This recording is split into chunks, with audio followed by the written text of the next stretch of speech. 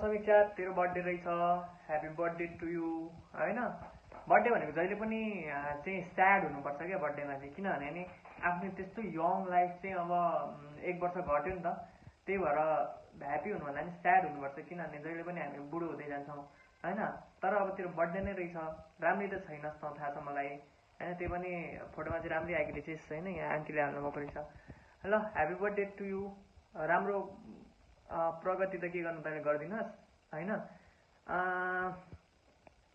यत्तिकै बात जो हो क्या देखा जाएगा होइन।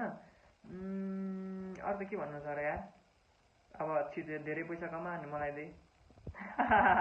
Happy birthday मेरो दिदी, I miss you a lot, I love you.